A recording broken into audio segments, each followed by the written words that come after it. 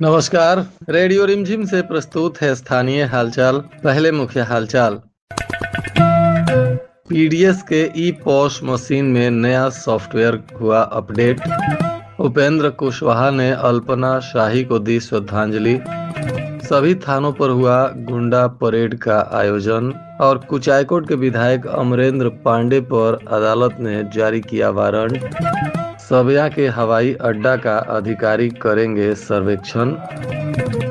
और पुलिस अधीक्षक के निर्देश पर आयोजित हुआ चौकीदारी परेड।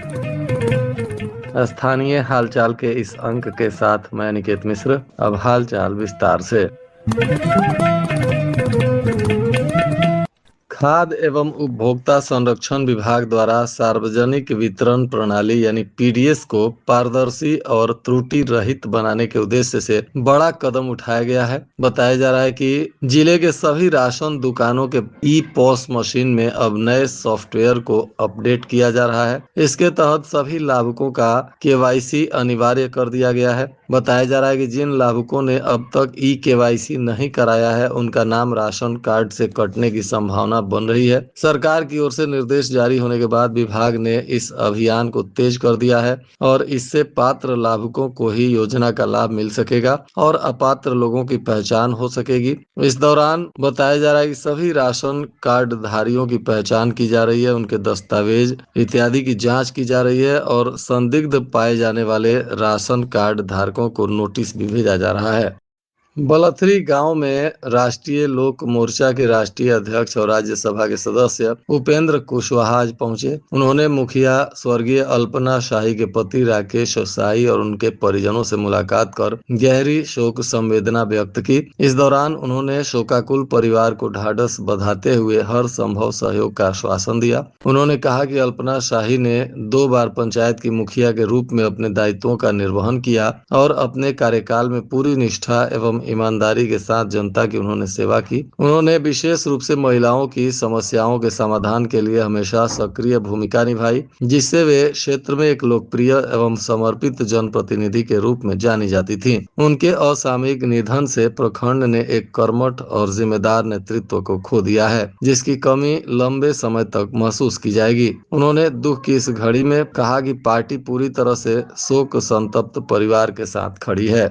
इधर कुचायकोट के विधायक अमरेंद्र पांडे उर्फ पप्पू पांडे की मुश्किलें बढ़ती हुई दिख रही हैं। बताया जा रहा है कि भू माफियाओं को संरक्षण देने के मामले में अदालत ने वारंट जारी किया है। विधायक अमरेंद्र पांडे और उनके बड़े भाई सतीश पांडे और राहुल तिवारी को पुलिस कभी भी गिरफ्तार कर सकती है। कोर्ट से वारंट निर्गत होने के बाद एसपी विनय तिवारी के निर्देश पर अब इनकी गिरफ्तारी के अभियान में पुलिस लग गई है। बताया जा रहा है कि इस मामले में अब तक 4 आरोपियों की गिरफ्तारी हो चुकी है और 4 लोग जेल जा चुके हैं। और इसी दौरान अब अमरेंद्र पांडे, उनके बड़े भाई सतीश पांडे और राहुल तिवारी को भी पुलिस ने गिरफ्तार करने के लिए अदालत से वारंट के लिए प्रेयर किया था और अदालत ने अब वारंट जारी कर दिया है, जिसको लेकर अब पप्पू पांडे के समर्थकों में मायूसी देखी जा रही है। जिले के सभी थानों पर आज गुंडा परेड का आयोजन किया गया था। इस दौरान ऐसे आपराधिक गतिविधियों में शामिल लोग जो जेल से बाहर हैं, उन्हें पुलिस लाल नोटिस देकर थाने पर बुलाई थी और सभी लोग थाने पर गुंडा परेड में शामिल हुए। इस दौरान सभी लोगों को सख्त निर्देश दिया गया कि अगर कहीं भी आपके खिलाफ कोई भी असामाजिक गतिविधि पाई जाएगी तो पुलिस आप पर सख्त कार्रवाई करेगी। बिहार में हवाई कनेक्टिविटी को मजबूत करने की दिशा में एक और कदम बढ़ता हुआ दिख रहा है। बताया जा रहा है कि राज्य के 4 प्रमुख शहरों भागलपुर, मोतिहारी, गोपालगंज और छपरा में प्रस्तावित एयरपोर्टों का विस्तृत सर्वेक्षण होगा। इसके लिए भारतीय विमानपत्तन प्राधिकरण यानी एयरपोर्ट अथॉरिटी ऑफ इंडिया की एक विशेष टीम अगले सप्ताह दिल्ली से बिहार आ रही है। बताया जा रहा है कि 15 से 18 अप्रैल के बीच यह टीम बिहार में इन सभी शहरों में प्रस्तावित एयरपोर्ट का सर्वेक्षण करेगी और इसका रिपोर्ट अपने भारत सरकार को भेजेगी और इसी के आधार पर एयरपोर्ट के लिए निर्णय लिया जा सकता है।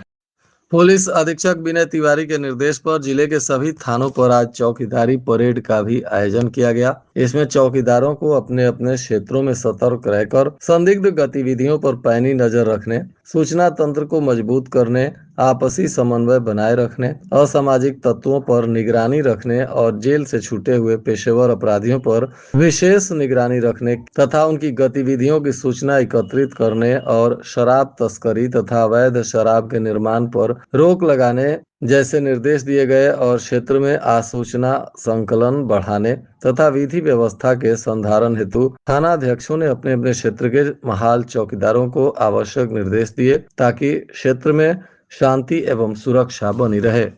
इधर भोरे थाना क्षेत्र में विदेश भेजने के नाम पर एक ठगी का मामला सामने आया है। बताया जा रहा है कि एजेंट द्वारा ठगी की गई और फिर पीड़ित के साथ मारपीट की घटना को भी अंजाम दिया गया। कल्याणपुर गांव के एक युवक ने एजेंट अजलील मियां पर विदेश भेजने का झांसा देकर करीब 1 लाख रुपए ठगने का आरोप लगाया है। युवक को बाहर भेज भी दिया गया, लेकिन वहां पहुंचने के बाद उसे कोई काम नहीं मिला। परेशान होकर जब परिजनों ने युवक को वापस बुलाने की बात कही तो एजेंट ने और पैसों की मांग शुरू कर दी। आरोप है कि अतिरिक्त पैसा देने से इनकार करने पर एजेंट अजलील मियां ने युवक के परिजनों को झूठे मामले में फंसाने की धमकी दी और इसी बात को लेकर एजेंट और मनोज कुमार के बीच विवाद बढ़ गया और मारपीट भी हुआ। अब पीड़ित ने थाने में आवेदन देकर पुलिस से सहायता की गुहार लगाई है। आज उत्पाद विभाग की पुलिस ने बलथरी चेक पोस्ट पर सघन जांच अभियान चलाते हुए 13 लोगों को शराब के नशे में गिरफ्तार किया। यह अभियान विभागीय निर्देश के आलोक में चलाया गया, जिसमें वाहनों के चालकों एवं अन्य संदिग्ध व्यक्तियों की गहन जांच की गई। उत्पाद निरीक्षक सुनील कुमार ने बताया कि जांच के दौरान ब्रेथ एनालाइजर मशीन का उपयोग किया गया, जिससे सभी आरोपियों के शराब सेवन की पुष्टि हुई और इसके बाद सभी को गिरफ्तार किया गया और इन्हें आवश्यक कार्रवाई के लिए न्यायालय में प्रस्तुत किया गया है। जिला विधिक सेवा प्राधिकार गोपालगंज के तत्वाधान में पंचदेवरी प्रखंड के महुआ पंचायत भवन परिसर में विधिक जागरूकता कार्यक्रम का आयोजन किया गया। इस कार्यक्रम का मुख्य उद्देश्य आम लोगों को विभिन्न महत्वपूर्ण कानूनों एवं सरकारी योजनाओं के प्रति जागरूक करना था। कार्यक्रम में जिला विधिक सेवा प्राधिकार के पैनल अधिवक्ता संजीव और पीएलवी सह अधिकार मित्र प्रिंस कुमार ठाकुर की टीम ने उपस्थित प्रतिभागियों को किशोर न्याय यानी बालकों की देखभाल एवं संरक्षण अधिनियम के बारे में विस्तार से जानकारी दी। उन्होंने बताया कि इस प्रावधान के तहत प्रत्येक पुलिस थाने में एक प्रशिक्षित अधिकारी को किशोर या बाल कल्याण अधिकारी के रूप में भी नामित किया जाता है, जो बच्चों एवं किशोरों के से संबंधित मामलों में कानूनी सहायता प्रदान करते हैं।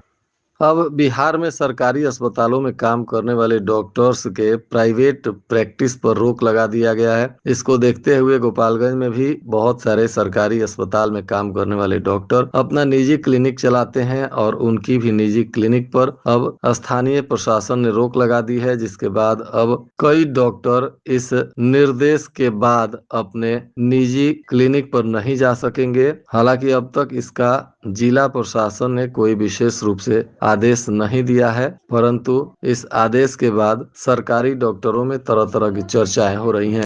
मुचका गांव के श्यामपुर बाजार के पेट्रोल पंप के पास एक दर्दनाक सड़क हादसा हो गया। बताया जा रहा है कि तेज रफ्तार और अनियंत्रित बालू लदा हुआ एक ट्रैक्टर एक साथ 2 मोटरसाइकिलों को रौंदते हुए भागने लगा। इसमें कुल 3 लोग मोटरसाइकिल पे सवार थे। पहली बाइक पे सवार 2 लोगों में एक की मौके पर ही मौत हो गई। दूसरी बाइक का चालक भी बुरी तरह से जख्मी हो गया। मुचका गांव की पुलिस मौके पर पहुंचकर घायलों को हॉस्पिटल में भर्ती कराई और मृतक के शव को कब्जे में लिया। बताया जा रहा है कि इलाज के दौरान एक और इसमें घायल व्यक्ति की मौत हो गई। मृतकों के परिजनों में कोहराम मच गया और पुलिस ने शव का पोस्टमार्टम कराने के बाद परिजनों को सौंप दिया और इस मामले में आगे की कानूनी कार्रवाई में जुट गई है। गैस वितरण से संबंधित आज भी प्रेस वार्ता की गई। इस दौरान जिला पदाधिकारी पवन कुमार सिन्हा ने बताया कि जिले में 3 कंपनियों के गैस दिए जाते हैं, जिसमें आईओसीएल के 26 विक्रेता हैं और इनके स्टॉक में 8,534 सिलेंडर उपलब्ध हैं। बीपीसीएल के 8 थोक विक्रेता हैं और इनके पास 6,754 गैस सिलेंडर उपलब्ध हैं, तो वहीं एचपीसीएल के 12 विक्रेता हैं और इनके पास 4,018 गैस सिलेंडर हैं। इस प्रकार जिले में तीनों एजेंसियों के पास मिलाकर कुल 19,306 गैस सिलेंडर उपलब्ध बताए जा रहे हैं। मशहूर गायिका आशा भोसले के निधन से गोपालगंज में भी कलाकारों में शोक व्याप्त है। बिहार सिनेमा एवं सांस्कृतिक समिति के बैनर तले गोपालगंज के कलाकारों ने भी आशा भोसले को श्रद्धांजलि अर्पित की और कहा कि आशा दीदी के जैसा फनकार आने वाले बहुत सारे वक्त में नहीं मिलेगा। आशा दीदी फनकारों के लिए एक मिसाल थी। बताया जा रहा है कि मुंबई के ब्रिज कैंडी अस्पताल में उनका निधन हुआ है और सोमवार को शाम 4 बजे उनका अंतिम संस्कार किया जाएगा। 92 साल की उम्र में आशा दीदी ने आखिरी सांस ली। नगर थाना की पुलिस ने हत्या के प्रयास और SC/ST एक्ट के 2 प्राथमिकी अभियुक्तों को गिरफ्तार कर लिया। बताया जा रहा है कि इसमें एक आरोपी जितेंद्र राम पिता तुलसी राम साकिन भितभेरवा एवं दूसरा कमलेश कुशवाहा साकिन मैनपुर, ये दोनों नगर थाना के अंतर्गत ही आते हैं। दोनों को आज पुलिस ने विधिवत गिरफ्तार कर पूछताछ के बाद न्यायिक हिरासत में भेज दिया। पुलिस अधीक्षक विनय तिवारी के निर्देश पर पुलिस उपाधीक्षक रक्षित सुबोध कुमार ने कांडों की समीक्षा को लेकर आज बैठक की। इसमें सभी संबंधित पदाधिकारियों को लंबित कांडों के त्वरित एवं गुणवत्तापूर्ण निष्पादन हेतु निर्देशित किया गया। बैठक में 1 माह के अंदर अधिकतम कांडों के निष्पादन, प्रत्येक अनुसंधानकर्ता द्वारा न्यूनतम 20 कांडों के निष्पादन, मोबाइल चोरी के मामलों में शीघ्र बरामदगी, फरार अभियुक्तों की गिरफ्तारी तथा स्पीडी ट्रायल के माध्यम से सजा सुनिश्चित करने पर विशेष बल दिया गया। साथ ही रिस्पॉन्स टाइम में सुधार और लंबित कांडों के अद्यतन एवं सत्यापन तथा नफीस शाखा में आधुनिक तकनीक के उपयोग को प्राथमिकता देने के लिए निर्देश दिए गए। गोपालगंज पुलिस द्वारा अपराध नियंत्रण एवं न्यायिक प्रक्रिया को मजबूत करने के लिए लगातार प्रभावी कार्रवाई की जा रही है।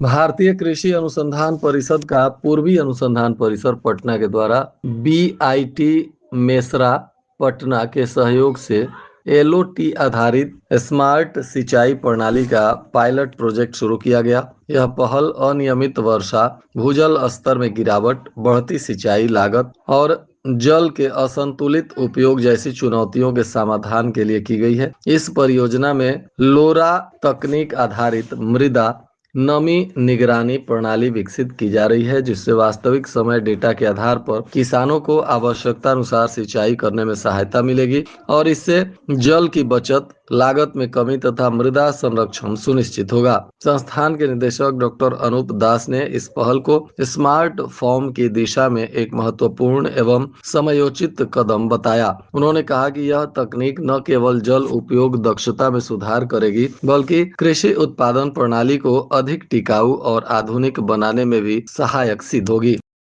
और आज के मौसम का तापमान गोपालगंज में न्यूनतम 21 डिग्री सेल्सियस और अधिकतम 36 डिग्री सेल्सियस रहने की संभावना है। अंत में मुख्य हालचाल एक बार फिर। PDS के ई-पॉस मशीन में नया सॉफ्टवेयर हुआ अपडेट। उपेंद्र कुशवाहा ने अल्पना शाही को दी श्रद्धांजलि। सभी थानों पर हुआ गुंडा परेड का आयोजन। और कुचायकोट के विधायक अमरेंद्र पांडे पर अदालत ने जारी किया वारंट। सबिया के हवाई अड्डा का अधिकारी करेंगे सर्वेक्षण। और पुलिस अधीक्षक के निर्देश पर आयोजित हुआ चौकीदारी परेड। इसके साथ ही रेडियो रिमझिम से प्रसारित स्थानीय हालचाल का यह अंक समाप्त हुआ। नमस्कार।